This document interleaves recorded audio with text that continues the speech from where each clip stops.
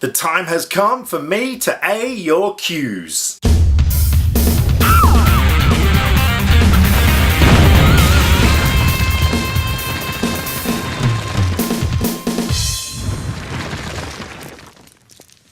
Hello everybody, and welcome to my very first ever Q&A. This is something I really didn't think I would ever do because I just didn't think people really cared that much, but yeah, a few other YouTubers I've seen doing Q&As and having a lot of fun with them. So I thought, you know what the heck, as soon as I get to 300 subscribers I'm going to do this. So I've been collecting your questions and I have put them all inside my trusty Stormtrooper helmet. So I'm just going to randomly pick questions, read them out, give you guys a shout out. Thank you to everybody who supplied a question for this because, yeah, that was another thing. I was kind of thinking, oh, I wonder if I'll get like 1 or 2 questions. This will be a very short video, but no, I got a fair few questions. So I am going to start with this one. Let's see who it is.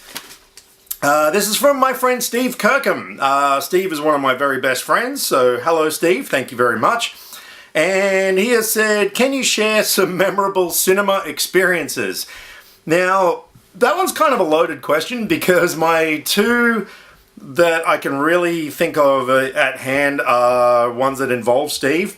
One of them was a screening of The Room that we went to a bunch of years back. For those unfamiliar with The Room, it is one of the very best, worst movies ever made. You've probably heard of it. But yeah, we got to go to a screening of it at a cinema and we all got dressed up. There was spoon throwing, we had a football we were throwing around. If you're familiar with the movie, you know what I'm talking about. Some of you were just like, why were they throwing a football? But yeah, we had such a blast. I absolutely had so much fun that night, so that was one of them. The other one's a little anecdote that I'm going to tell you about. Steve and I went to see I Am Legend at the theaters. Now, at the time I had this little radio-controlled helicopter that would sometimes crash into the ground and it'd get like hairs and carpet caught in the rotor, and that would make it crash even more. So there's a scene in I Am Legend where a helicopter crashes, and at that moment I leaned over to Steve and said to him, oh, they must have got a hair caught in the rotor. Now, he burst out laughing really loudly, and at that moment, straight after the crash, it cuts to dead silence. So there's Steve laughing his ass off, and the whole theater must have just been sitting there thinking, why the hell is this freak laughing at a helicopter crash? So yeah, those are two very memorable cinema experiences. So yeah, I'm gonna go with them. Alrighty. Bit of a shuffle there. Let's see who we got next. Who is next in the questions? We have got Tuscan Rating Gaming. Hello Tuscan Rating Gaming. Thank you very much for dropping a question. The question here is, how many DVDs do you have and how old were you when you got into collecting/filming? Wow, I have a lot of DVDs. As far as Blu-rays go, well, I have done a video of my entire Blu-ray collection, and every couple of months I do an update. I don't know exactly how many I've got, but it's a lot of hundreds. DVDs, look, I would probably have maybe close to 1,000, maybe a bit more than 1,000. From where I'm sitting right now, like this DVD shelf goes way over there. I might even include like a video image to accompany what I'm talking about here so you can just see how many DVDs I have. But yeah, I have a lot. I've been collecting DVDs since they first came out in, was it 2000?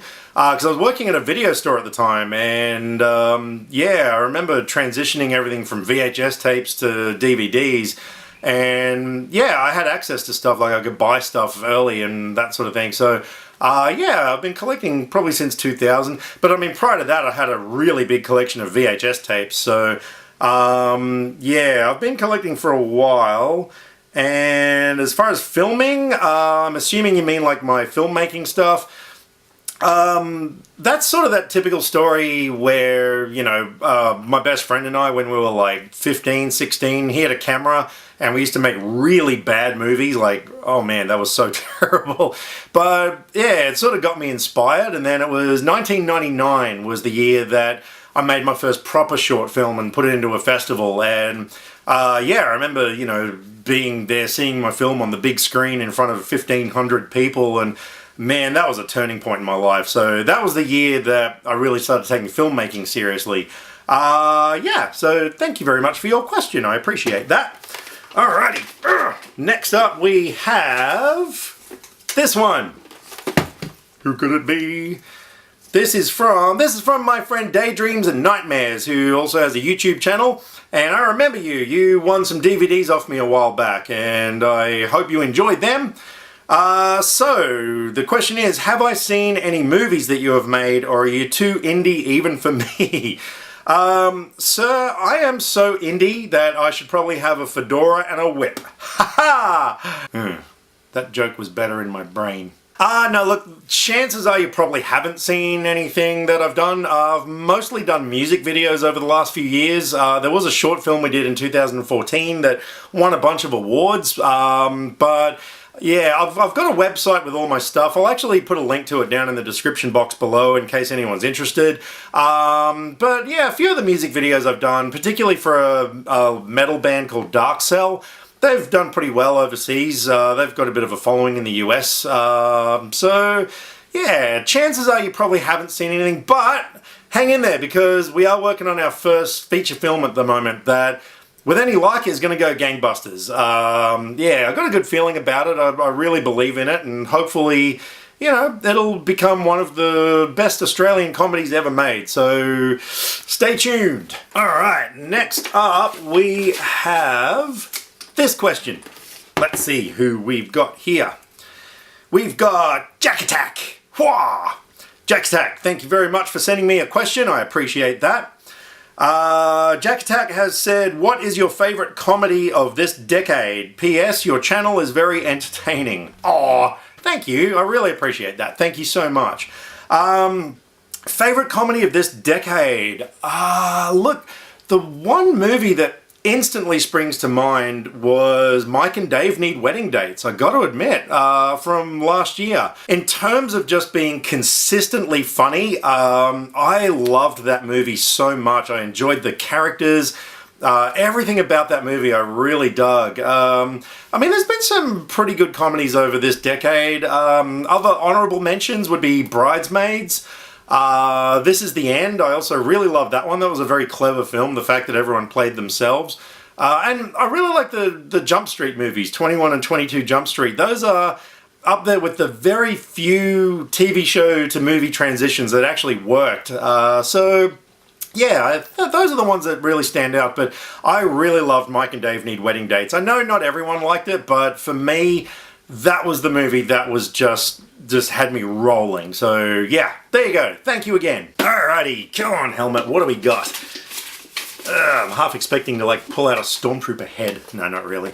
Alrighty, this one is from Brent McClain. Thank you very much for sending me questions, Brent McClain. I say questions because there are 5 of them. Alrighty, so Brent has asked me, number 1, what is your favorite movie genre? I have 2 favorite movie genres, and they are horror and comedy. Horror because I like when movies make you feel something, and a good horror movie, I mean, being scared is so much fun, and if it's done well, that feeling you get, that sort of that tingle on the inside, I love that feeling. And comedy as well, again, if it's done right and you're laughing your ass off, you also get that same kind of feeling. And let's face it, horror movies are so freaking cool. I love the artistry that goes into gore and, clever kills and stuff like that.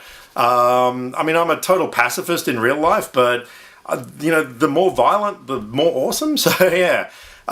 So those are my 2 favorite genres. Number 2, from that genre, what are your top 3 to 5 movies? Alright, to save time, I'm going to just name my favorite from each genre. So, favorite horror movie would have to be the original Japanese version of Ring. I adore that movie so much. Just the tone, the story, the villain, everything about that movie. It was so clever and creative and spawned, so many imitations. And yeah, that's my favorite horror movie. Favorite comedy? Oh man, there's so many. There's a lot that I like, but the one movie that probably made me laugh more than any other movie in history was a movie from 2008 called Hot Rod, starring Andy Samberg. It was made by the Lonely Island team. That movie, oh my god. The first day I saw it, I watched it twice. It got me as far as my weird, random, silly sense of humor. That movie appealed to me so much. There's a ton of other movies that I really liked. This is Spinal Tap, Better Off Dead. I like, South Park, that kind of stuff. But yeah, Hot Rod, that is probably the funniest movie I've ever seen. So hope that answers that question. Number 3, best movie you have seen in 2017. That's pretty easy. That's got to go to War for the Planet of the Apes. That's the only movie so far that I've given a perfect 10 to. There's been a few good movies this year. Baby Driver came so close. I really liked that one. But yeah, War for the Planet of the Apes, man, that movie just, that got me in the feels. It was such an emotional, character-driven film, and I adored it. So that's probably my favorite movie this year, I would say. Number 4, what movie in your lifetime has affected you the most? That's got to be Star Wars, the original Star Wars, Episode 4, A New Hope. That was the first movie I ever remember seeing, and my God, as a kid, it really appealed to my imagination. I was into the toys, I was into everything, trading cards, you name it, to do with Star Wars, and it's one of those things that, it shaped my life. It made me into a film nerd, I suppose, and yeah, Star Wars plays a huge role in my life. Up until, what was it, last year or something, I had a screen-accurate Darth Vader costume.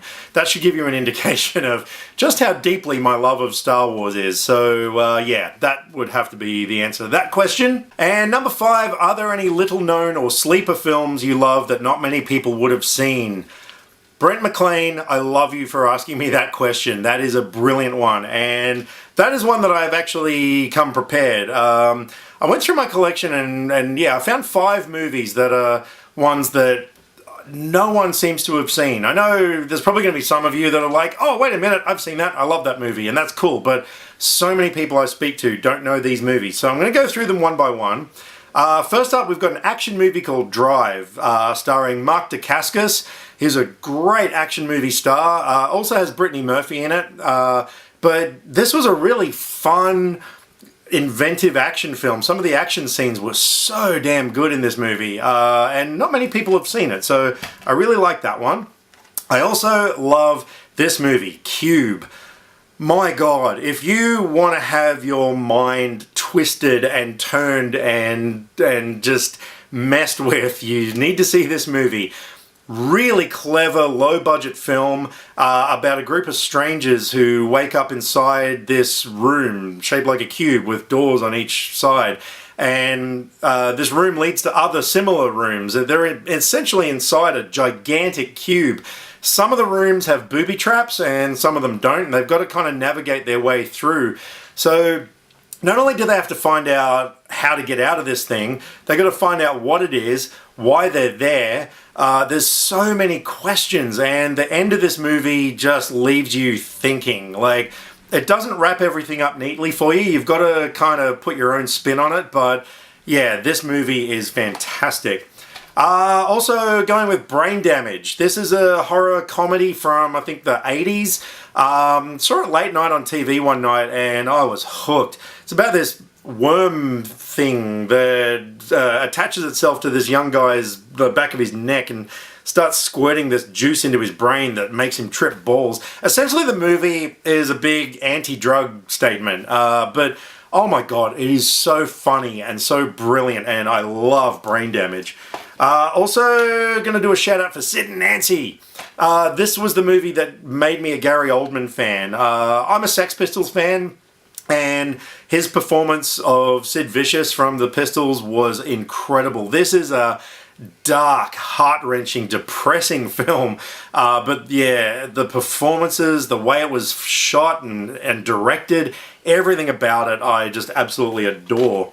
And lastly, the number one movie I always recommend to people when they say, hey, what's an underrated movie that I've never heard of, is 20 Bucks. This film, oh man, it is an absolute underrated masterpiece. It's got an ensemble cast of great actors. You got Brendan Fraser, Christopher Lloyd, Steve Buscemi, Elizabeth Shue, David Schwimmer. There's so many people in this film, and the central character is a $20 note. Have you ever had that thing in your life where you get a banknote or something like that, and it's got a name or a message or something written on it, and you're sort of like, wonder what the story is behind that? This movie sort of takes its inspiration from that. It follows this $20 note from its creation, and as it goes through all these different characters' lives, and some of their stories are intertwined with each other, but yeah, it's one of those movies that really makes you just appreciate life. It's an absolutely brilliant film, and everybody needs to see it if you can. So those are my choices for my 5 most underrated films that I want you to go and see as soon as possible. Alright, next up. That was a good shuffle. Alrighty, who we got next? This one. This is from my friend Chandler Langley, who has an awesome YouTube channel, Langley Productions. Check it out. He's a really cool guy. So he has given me 2 questions. What movie would you say is only a great experience in theaters, but not as great when you watch it on DVD? Oh man, isn't that all of them? No.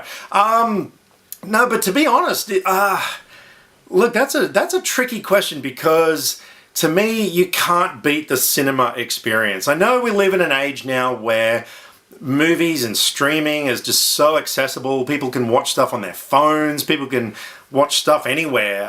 But I don't know, I'm a bit old school. I grew up at the movies, and I love that communal experience of sitting with a bunch of people, as long as they're quiet and not looking at their goddamn phones, and seeing a movie on the big screen with the sound system and everything. Like, you just can't beat it. So as far as movies that are only a great experience in theaters, I don't really think there's anything that was only great in the theaters. I mean, it's always good to watch stuff again. You get movies like any Star Wars film or Terminator 2 or some big blockbuster like the Marvel movies. I mean, they're always better in the theaters, but you can still appreciate them at home. So I don't think there's anything that was only great in theaters. Which movie would you say is better on DVD than it was in theaters? It wouldn't have to be visual aspect. It can probably be noticing what the story is like, because you couldn't hear it well in theaters. That's a good question. But man, again, I can't really think of anything, to be honest. Mainly because I've never had a sound system that was, could compete with that of a theater. I mean, I guess there's a lot of, smaller indie films, stuff like that, that, doesn't need to be seen in theaters. Off the top of my head, movies from this year, like Edge of 17, things like that, you don't need to see in a theater. So I'd say sort of low-key drama kind of films, that kind of thing, you could probably appreciate on DVD.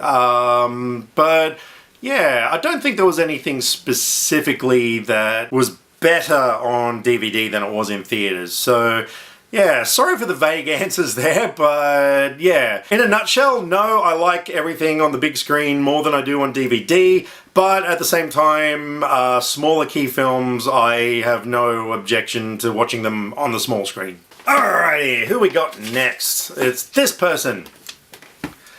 And this person is Cinematic Conversations with Chris Cooper. Thank you very much, Chris Cooper, for sending me a question. I appreciate that. And Chris Cooper has said, I know this gets asked a lot in Q&As, and this is in 4 parts, so feel free to answer as much or as little as you like. I'm going to answer all of them. But favorite Hitchcock film? Alright.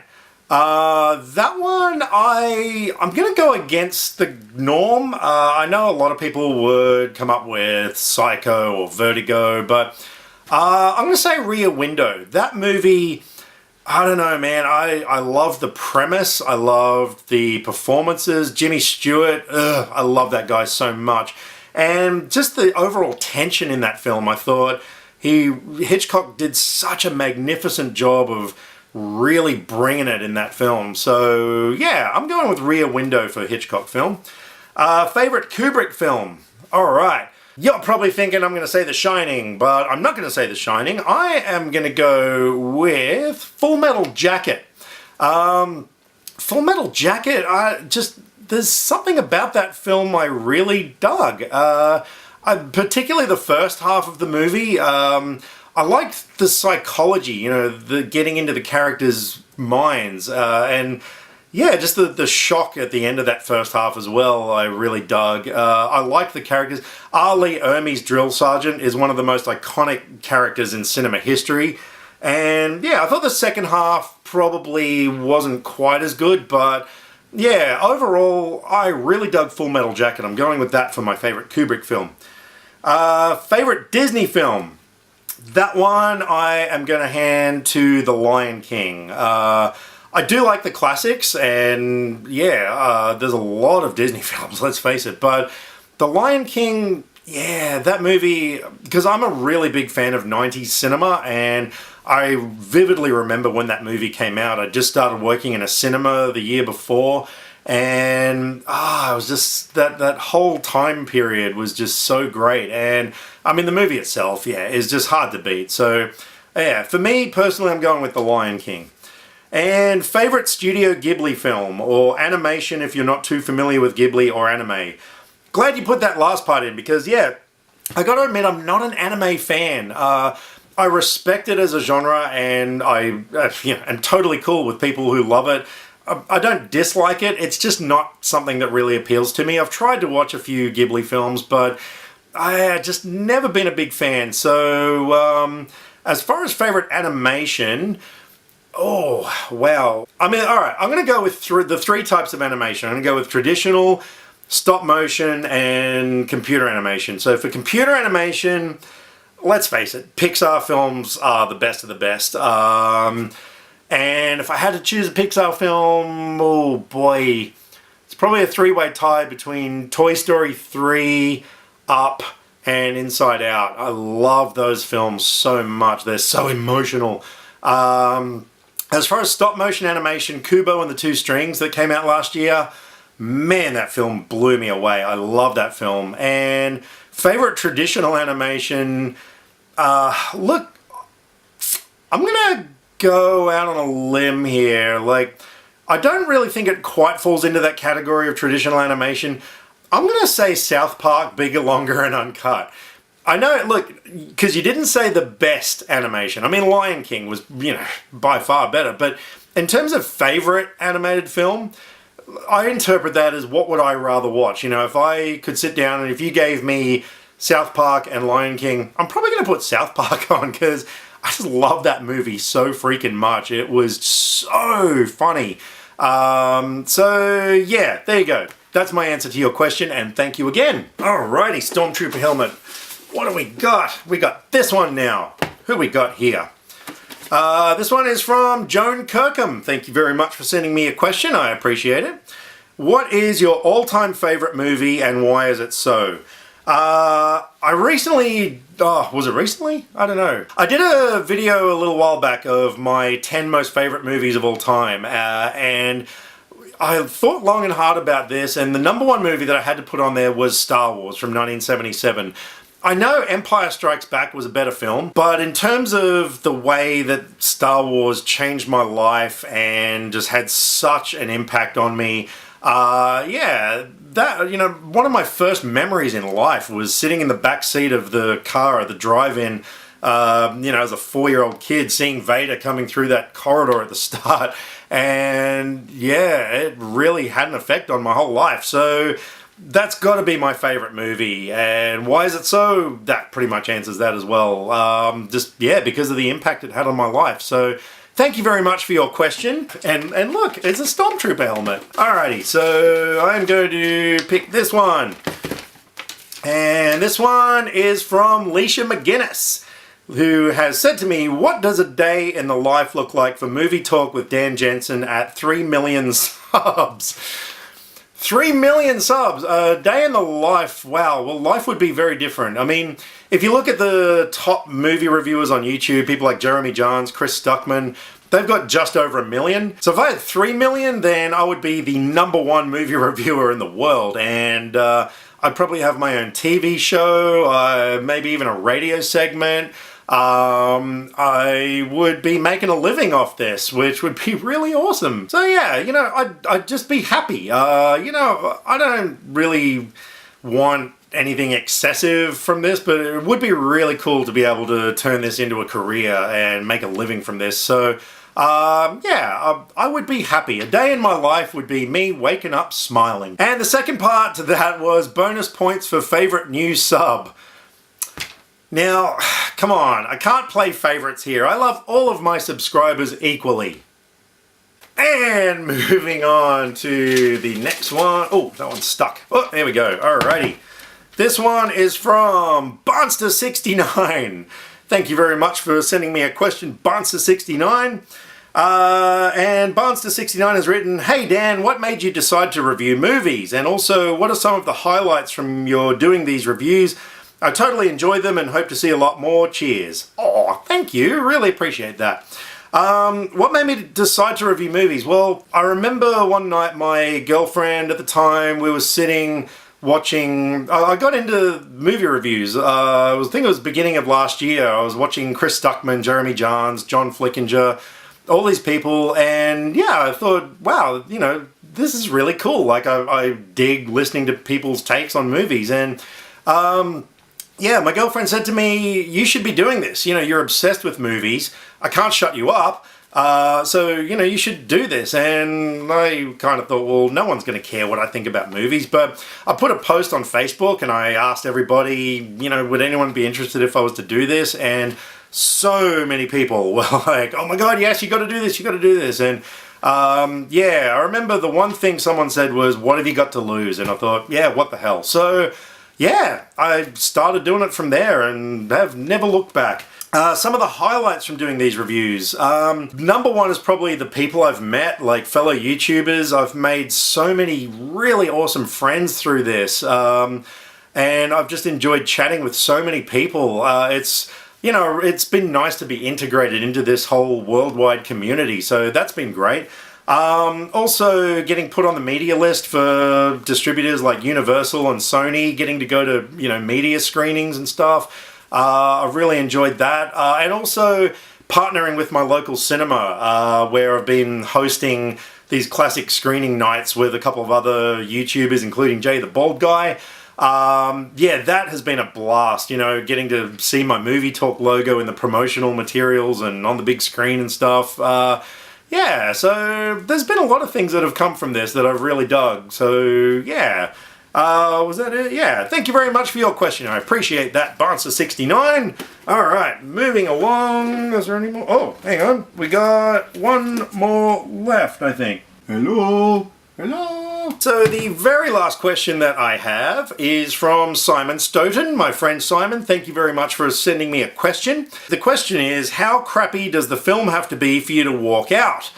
That is a really great question. Now, oh man, I don't think I've ever walked out of a movie, but the closest I came would have been Blair Witch from last year. I got about 2/3, 3/4 of the way through that, and oh my God, I wanted to leave so badly. I didn't though, mainly because I sort of feel like in order to review a movie, I've got to see the whole thing. From this year, Transformers The Last Night, oh wow, I so didn't want to be there. But it's the same kind of thing that, not only that, aside from the reviewing aspect, I just kind of feel if I've paid to see a movie, I may as well stick around for the whole thing.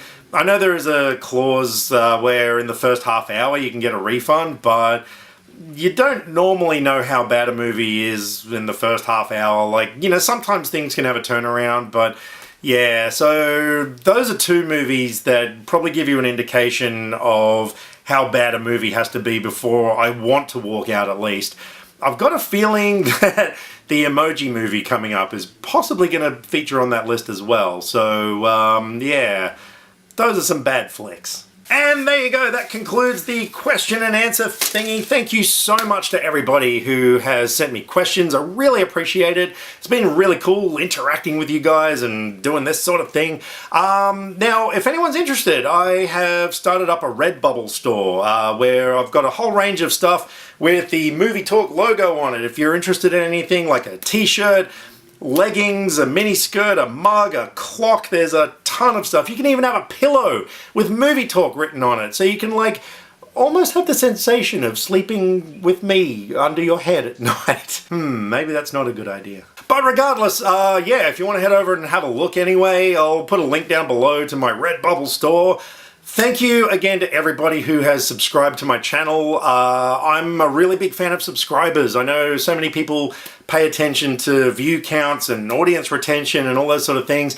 I just like having a big audience, you know. I really like having people to interact with. It just sort of, I don't know, it makes what I do feel worthwhile. It makes it feel like I'm talking to more people. So yeah, thank you very much. If you haven't already, make sure you click the subscribe button down below, and that way you can stay up to date with every time I sit here rambling on about movies. So everyone who's asked me a question, I'm throwing them back at you. You know, what are your favorite movies? What are some of the best experiences you've had in theaters? That sort of thing. Throw me comments. Let's get talking. Drop me some comments either here or on Facebook. All the social media links are in the description below, because I like to talk about movies and I would love to talk about movies with you. Catch you next time. Click subscribe to stay up to date with all the latest movie reviews. Skynet will be taking over any day now, so what have you got to lose? Nyah.